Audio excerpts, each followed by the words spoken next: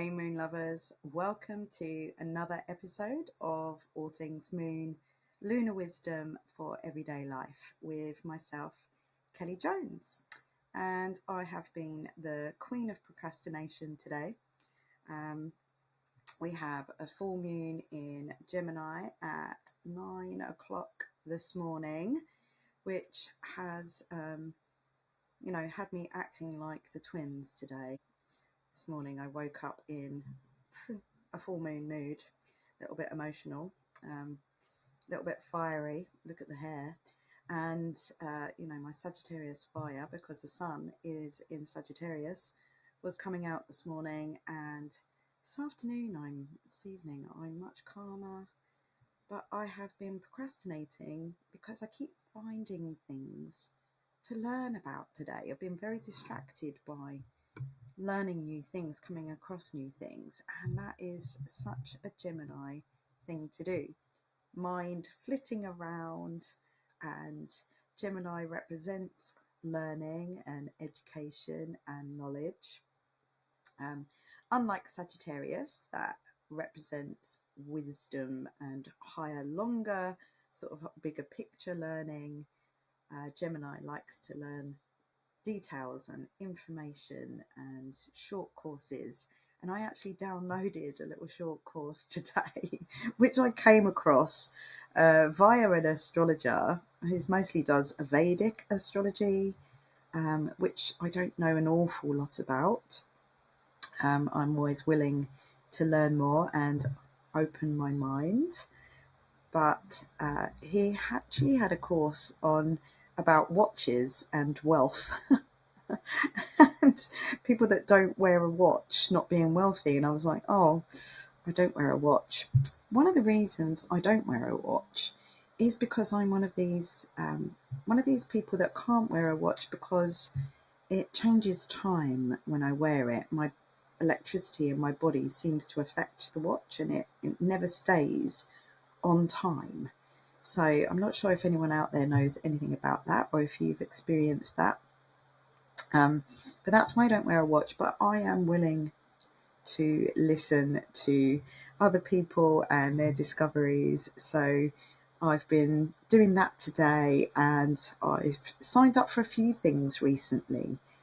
And I've got quite a lot of things booked for myself in the new year. Some are for pure entertainment and joy, and some are to meet up with community, with our shared passions, and some of it is spiritual learning. So, this Gemini energy has obviously been coming, and I have been fully feeling into it.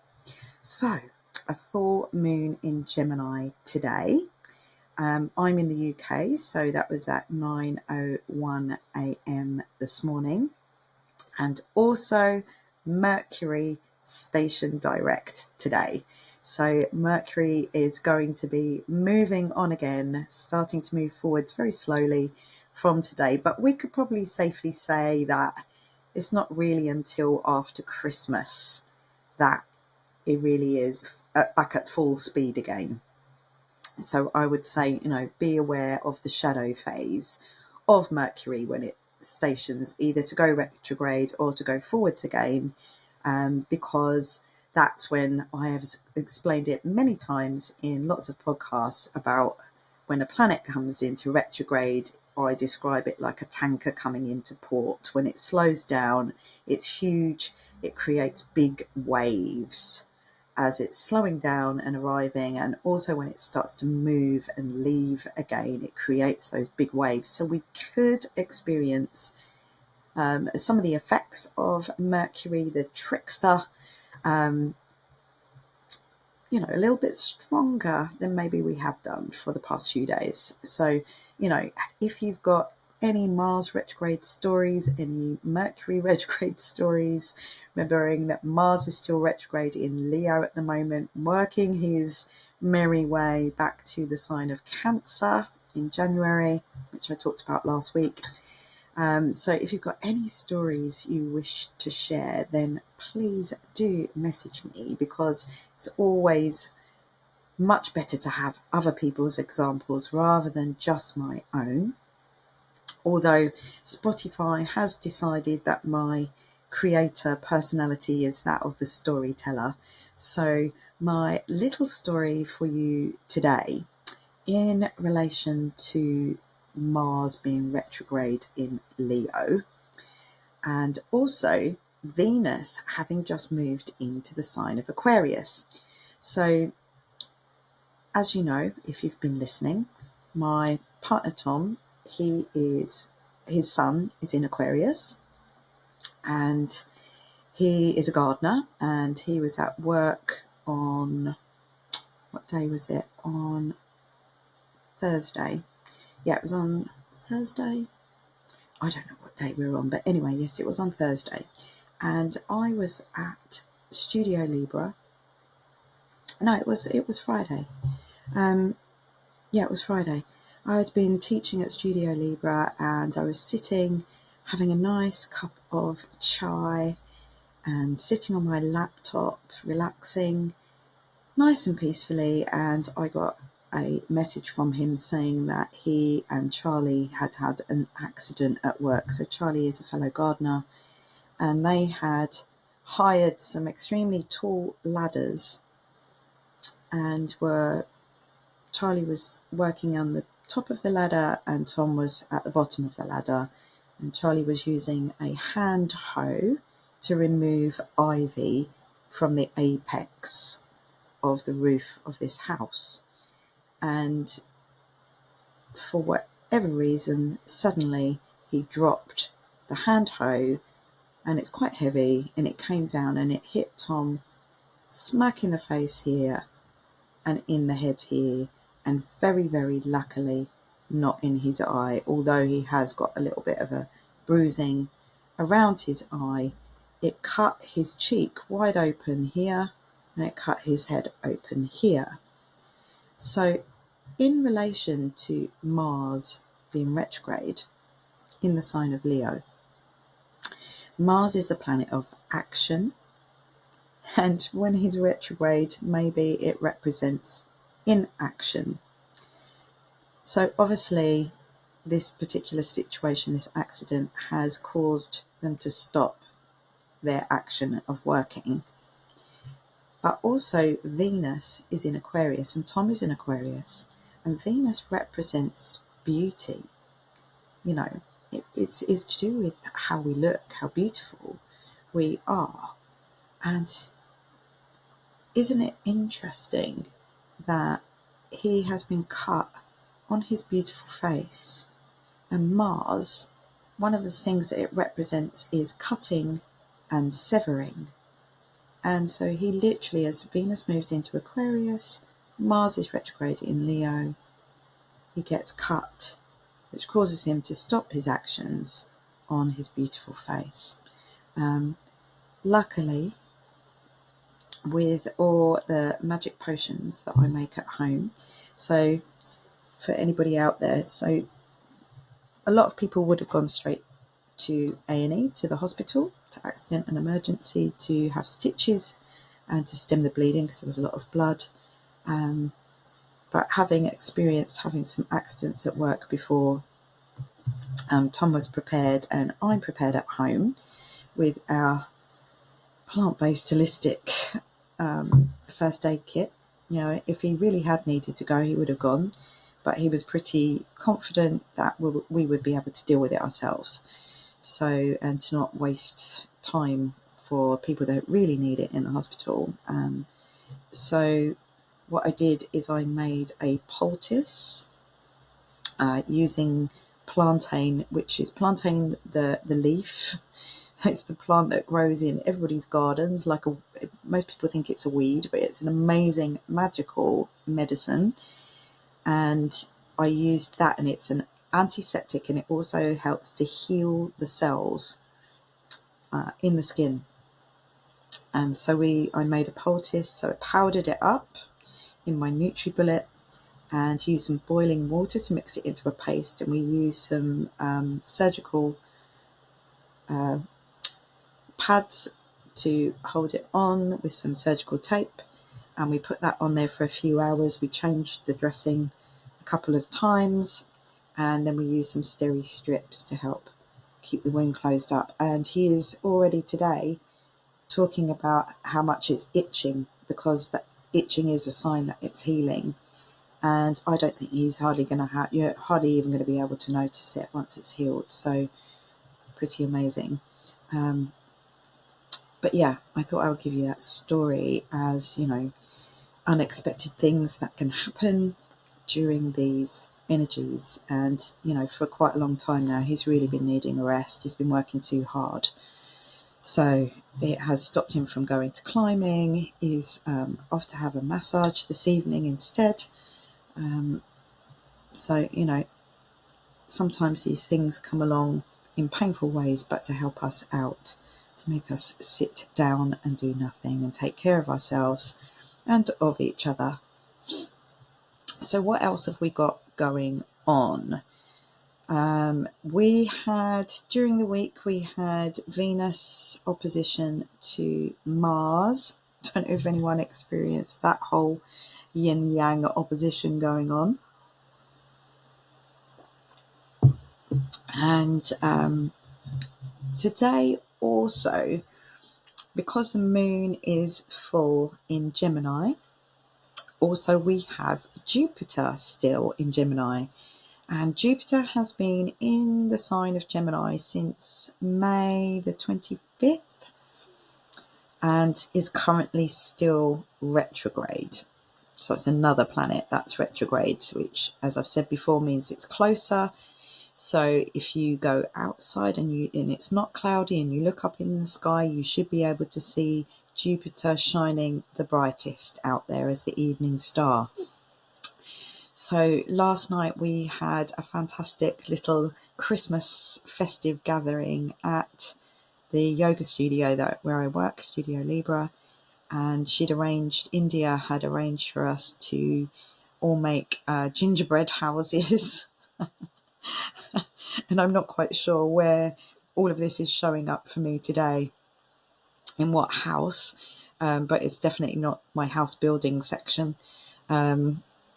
We managed to take a photograph of all the houses, and then my one was next to a candle, which obviously melted some of the icing that was holding it together, and it all collapsed. So I literally have a dilapidated house downstairs. But when we came out of there, one of the other instructors that I work with, Jo, she said to me, look up at the moon there. She said, what is that star next to the moon that you can see? And I said, that's Jupiter. And she said, and what does that mean? And I said, well, when planets are next to each other, it's called a conjunction, although they're not exactly next to each other today. So it's what you would call a wide conjunction. But Jupiter is expansive and a full moon illuminates, and Jupiter is shining bright. So we really do, essentially have the moon conjunct Jupiter today as well. So hopefully that signifies blessings of good fortune. As I mentioned, we're still in Sagittarius season, so the sun is on the opposite side. So when we have a full moon, the sun is opposite, and that's why the moon is lit up fully. And the sun is in Sagittarius opposite the moon in Gemini. Jupiter is with the moon in Gemini. Jupiter is the ruler of Sagittarius.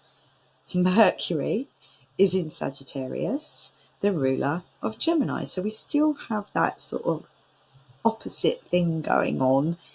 And with this duality of the Gemini energy, which can cause that polarity, I think it's probably heightened by those factors as well. What else do we have going on? We've got the sun over in Sagittarius and the moon in Gemini, and it's in a square. So which, as we know, if you've been listening, is square can be challenging for us. It's like a crossroads or a turning point. It's in a square to the planet Neptune, and Neptune is still in Pisces. So I'm going to talk about that a little bit more in a minute, but just filling you in on some things that are going on. There is a harmonious aspect as well, which is Mercury over there in Sagittarius is forming a nice trine to Mars, who is retrograde in Leo. So that's a harmonious one there. And we also have Saturn over in Pisces forming a square to Jupiter in Gemini. So, quite a lot going on. But I always think, even though when there's a lot going on, that gives us more possibility. It's not all doom and gloom. The more things, the more aspects there are, the more possibilities there are. And for Gemini energy, lots of possibilities is great. The mind is whirring with possibility today. This particular moon is special because not just astrologically, but also, I suppose, scientifically, it's the 12th full moon of the year. And that brings a powerful energy to all of the signs. All full moons help to shed light and illuminate things. So it can give us a moment of clarity. So you might have woken up today and thought, that's it, I've got it.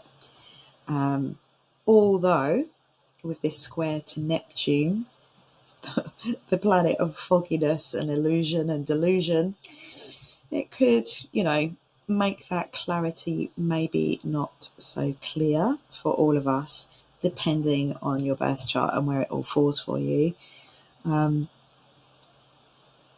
Full moons in Gemini help us to come up with new ideas. It helps shed light on new information.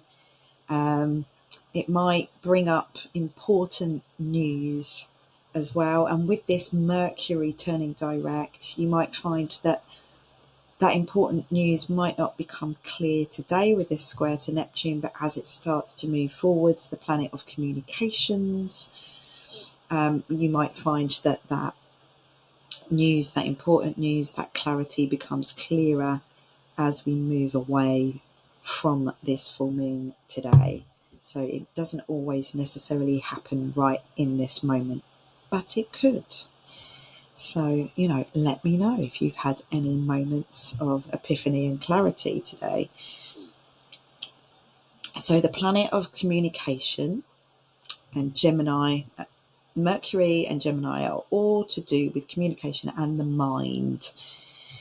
Information, details, learning, early education, short trips, things like that. It can be a really good time for brainstorming ideas, for discussions, for coming up with ideas for collaborations. So already in this past week or so, I've been in talks with 2 colleagues about collaborating together in the new year, which is really exciting. And also you might feel a little bit more sociable now, which is a good news, seeing as we've got this Christmas period of time. So you might feel that you're more eager to spend time with friends and to meet new people. Obviously, it's a really good time for learning new things as well, exchanging information and perspectives.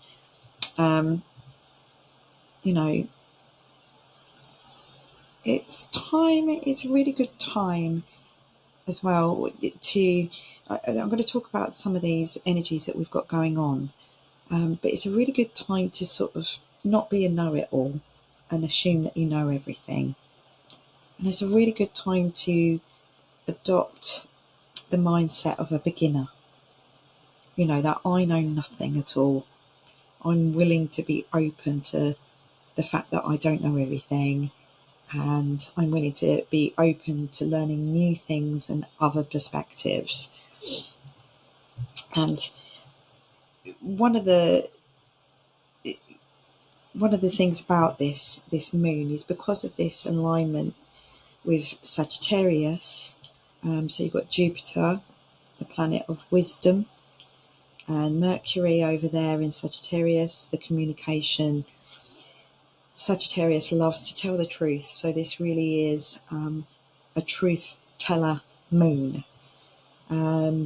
It's all about bringing out facts and very loud and clear, maybe about what you've been avoiding, what you've been avoiding facing.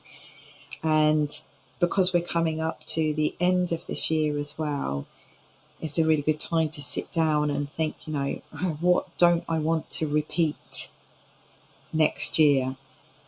What am I willing to be open to learn, so I don't repeat these same things over and over again next year, so I have the opportunity for change and growth and learning. But I'm just scrolling down my notes here because I wanted to talk a little bit about the Jupiter conjunction with the moon. So Jupiter, who it was known in Indian astrology, because I've been coming across this Vedic astrology today, Jupiter is known as the guru. And I was listening to my astrology teacher, Adam Ellenbass, this morning, and he played an older YouTube video that he'd made a while back about Pluto moving into Aquarius and how that could signify information and things appearing about aliens, unidentified objects, UFOs, and also about cults and cultish things. So not necessarily, he was talking in a very balanced way about, we tend to associate cults with terrible things where there's been mass suicides and, people who think they're God. But that can be more likely in this Aquarian energy because in the myth, the water bearer refers to Ganymede, which is the mythological story of the chosen one who was kind of abducted, like an alien abduction, but was pulled up into heaven because it was a chosen one. So there can be a bit of that energy coming with this Pluto in Aquarius energy. But Jupiter is known as the guru in Indian astrology, and it can provide us with wisdom because it's in the sign of knowledge.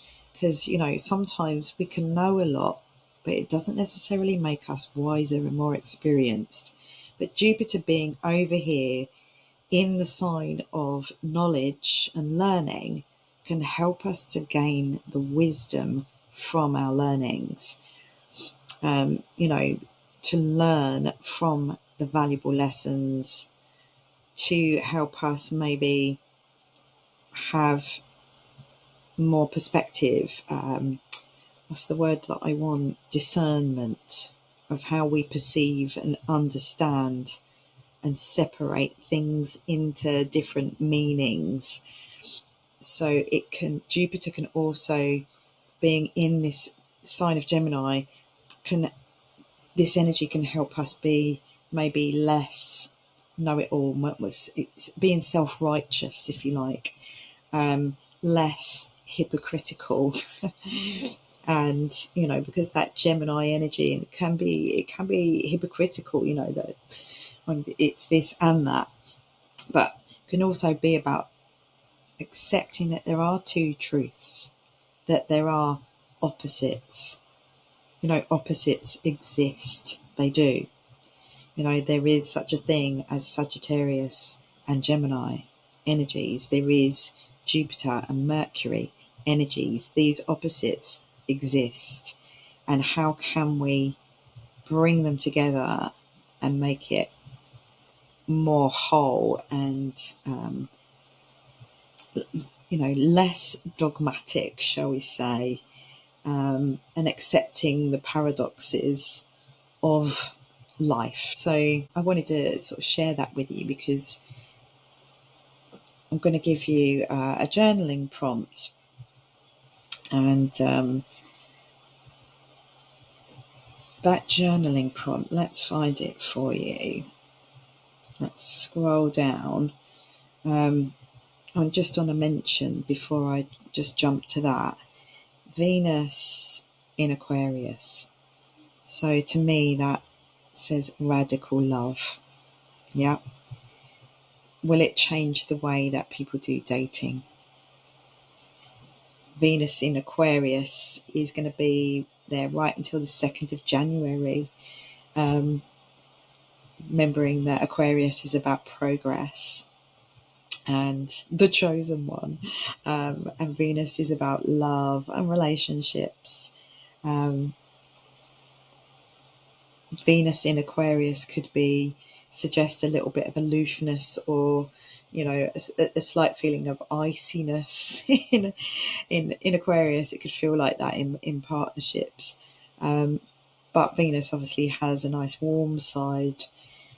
But with somebody who's got Venus in Aquarius would save that warmth for only a select few people. They wouldn't give it away freely. But yeah, it's an invitation for us to question our existing values, and how we're evolving and transforming very much collectively. And anyone who has got strong fixed signs in their charts will probably experience it, particularly if you've got a natal Venus in Aquarius. You're getting Venus is returning to your sign at the moment, so you might feel that impact a little bit more, particularly around values, I feel. But it could be to do with your identity and how you look. And this was going back to that story I told you at the beginning. Tom has Venus in his Aquarius, in his birth chart, in his house. Yeah, Venus in Aquarius. So, I love it when he constantly gives me stories to share with you that signify the astrology. Venus is also to do with finances, so you might find a radical way of changing your finances as well. So just to let you know, in here I am drinking some marigold and rose tea. I didn't have any calendula, but I do have some marigold. They are a similar family. Calendula is a really good herb to help shift your inner dialogue with yourself and to harmonise communication. So I thought it was quite appropriate for this Gemini energy. If you don't have that, rosemary is really good to help you have some clarity as well, and mint.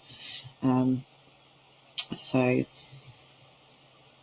the reason I tell you that is, if obviously the way that we communicate with ourselves affects the way that we communicate with others. So it really is where we need to address first is within ourselves. I talked about last week about turning that spotlight inwards. So this week that spotlight is still turned inwards into this mind communication section of our charts. So relating to this full moon in Gemini, the Lovers card in the tarot relates to and represents Gemini, and it can indicate a need to listen to not just our head but our heart, in regards to a situation or what direction we're taking in life, because we've had a lot of this retrograde sort of going back over things. So looking forwards as things start to move on again, like Mercury, particularly the planet that affects all our communication. The journaling prompt I want to give for you this week is, what negative thoughts or self-talk do you need to be more conscious of so that you can shift it towards more positive self-belief, Sagittarius, and self-love, Leo. Okay, so a focus on how you communicate with yourself is this week's little self-love tip from me. And I'm going to call it there because I've got an online moon ceremony at 8 o'clock and it is nearly 6 o'clock now. And as you can see, I am upstairs in my bedroom today. And Tom is going out for a massage shortly, so I will be going down to set up for the moon ceremony downstairs. So I've got to take all of this stuff downstairs and set it all up again. So thank you for listening.